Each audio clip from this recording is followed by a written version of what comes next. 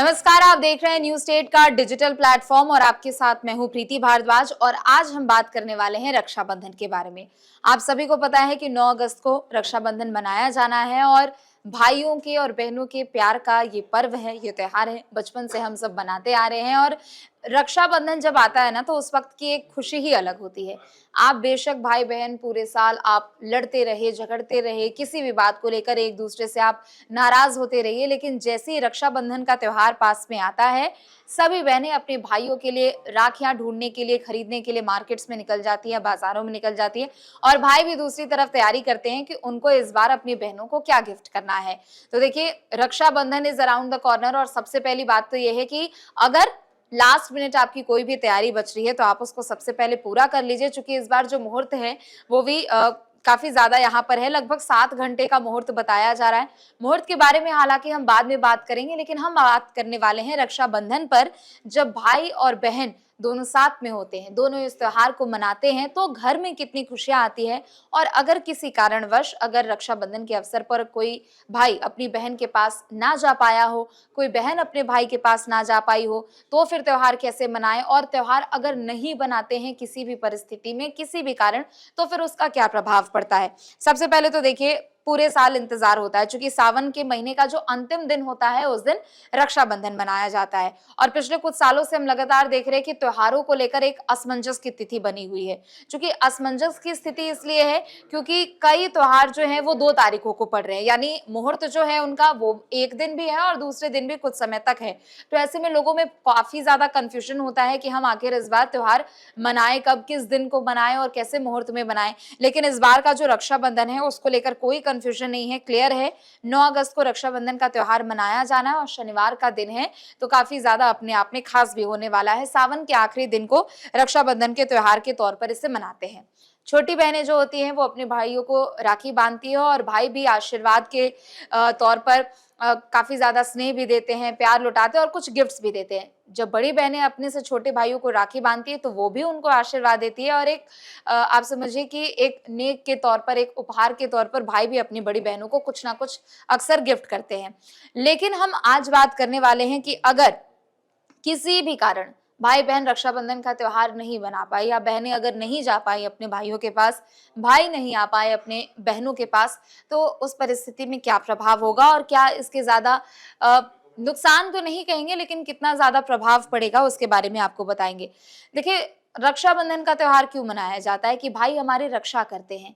हालांकि सिर्फ भाई ही नहीं, परिवार में कई ऐसे लोग हैं जो कि हम हमारी रक्षा करते हैं। और सिर्फ भाइयों को ही ये राखी नहीं बांधी जाती है, बल्कि चाहे हम अपनी बुआ को भी बांध देते हैं, हम अपनी बहनों को भी बांध देते हैं, अपनी माओं को भी बांध देते हैं, हम अपने पिताओं को भी बांध देते हैं, क्योंकि वो हमारी रक्षा करते हैं। लेकिन मूल रूप से ये रक्षाबंधन का जो त्योहार है वो भाइयों और बहनों के बीच में है।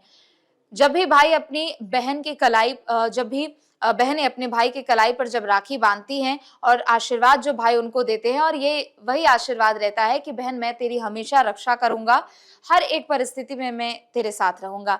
लेकिन चूंकि हम देख रहे हैं कि चूंकि ऑलमोस्ट आप समझिए कि अब सभी लोग अपने अपने घरों से बाहर निकल रहे हैं और त्योहारों पे ही मिलना जुलना होता है, और राखी के टाइम पे ज्यादा छुट्टियां भी लोगों की नहीं होती है, या फिर वो एक आप समझ लीजिए कि एग्जाम का समय होता है, तो काफी ज्यादा भाई बहन अपने घर भी नहीं पहुंच पाते हैं। तो ऐसे में वो रक्षाबंधन नहीं मना पाते। हम क्या करते हैं, हम अपने भाइयों के लिए राखी भेज देते हैं, फिर भाई हमारे as a gift, as a present जो भी है रक्षाबंधन के तौर पर, वो हमें प्रेजेंट करते हैं, वो हमें गिफ्ट करते हैं। लेकिन अगर कोई भी बहन अपने भाई को राखी नहीं बांध पाती है, रक्षाबंधन नहीं मना पाती है, तो आप समझिए जो आशीर्वाद का जो सुरक्षा कवच होता है वो उसे नहीं मिल पाता है। वैसे देखा जाए तो, अगर आप इसको ज्यादा ज्योतिष में अगर ना जाए, वैसे देखा जाए तो जरूरत नहीं है ये कहने की कि भाई हमारी रक्षा करेंगे, या फिर बड़ी बहनें भी कभी कभी भाइयों की जब रक्षा करती हैं तो ये जरूरत नहीं है कहने की। लेकिन हर एक त्योहार के पीछे की एक कहानी होती है, एक उसका अपना महत्व होता है, और उसी महत्व को देखते हुए ये कहा जाता है कि अगर उस दिन भाई की कलाई सूनी रह जाती है तो फिर जो आशीर्वाद मिलना होता है, जो सुरक्षा कवच का आशीर्वाद मिलना होता है, उस वो कहीं ना कहीं थोड़े हद तक प्रभावित जरूर होता है।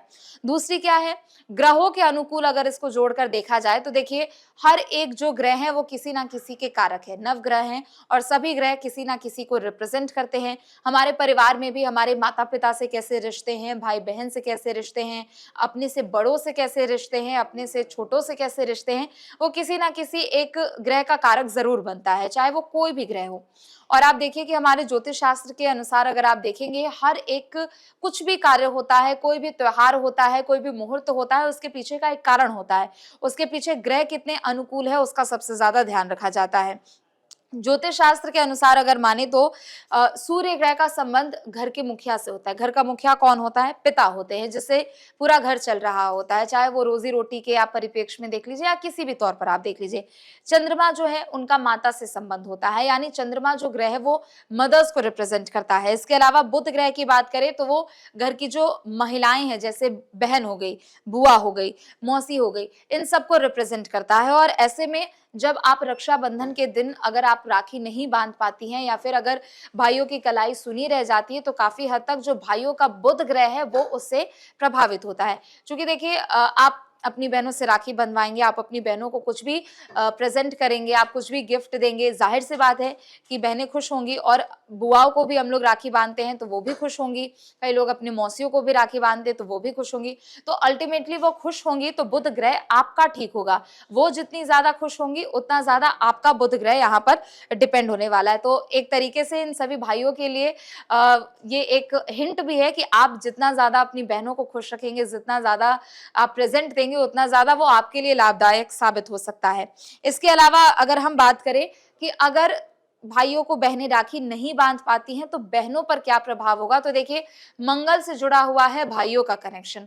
अगर बहन किसी भी हालत में भाइयों को राखी नहीं बांध पाती है तो फिर मंगल खराब हो सकता है बहनों का। हालांकि अब तो आप देखिए कि ऑनलाइन सुविधा इतनी उपलब्ध है, ब्लिंकिट, ज़ेप्टो, तमाम ऐसी चीजें हैं जो कि मिनट्स में आपको सामान पहुंचा देते हैं, तो बहनें उसके जरिए भी राखी भेज देती हैं और भाई खुद वो राखी बांधते हैं। तो कहने का तात्पर्य यही है कि कलाई सूनी नहीं रहनी चाहिए। जैसे बहनें जितनी खुश होंगी तो फिर भाई का ग्रह मजबूत होगा, बुध ग्रह मजबूत होगा। और वैसे ही अगर बहनें अपने भाइयों को राखी नहीं बांध पाएंगी और अगर उनकी कलाई सूनी रहती है तो अल्टीमेटली जो बहन है उनके मंगल ग्रह खराब हो सकते हैं, वो कहीं ना कहीं किसी भी हद तक प्रभावित हो सकते हैं।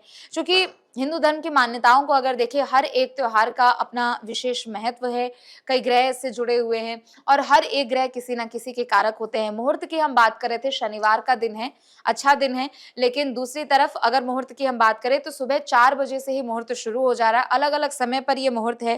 ब्रह्म मुहूर्त की बात करें तो ये सुबह लगभग 4 बजे शुरू होगा, जो कि सुबह के 5:24 तक, यानी आप समझिए कि 5:30 बजे तक रहने वाला है। कुल रक्षाबंधन के दिन की अगर हम बात करें तो 7 घंटे तक का मुहूर्त रहने वाला है और 7 घंटे का समय बहुत ज्यादा होता है। आप इस बीच अपने भाइयों को राखी बांधिए और अपने भाइयों से उपहार भी लीजिए। फिलहाल के लिए बस इतना ही। आप देखते रहे न्यूज़ स्टेट। नमस्कार। जहां भक्ति है हर शब्द में, कथाओं में छुपे हैं दिव्य रहस्य और ज्योतिष देता है जीवन को दिशा। धर्म से जुड़ी हर बातों को जानने के लिए हमारे चैनल स्तुति को सब्सक्राइब करें। चैनल पर जाने के लिए इस लिंक पर क्लिक करें।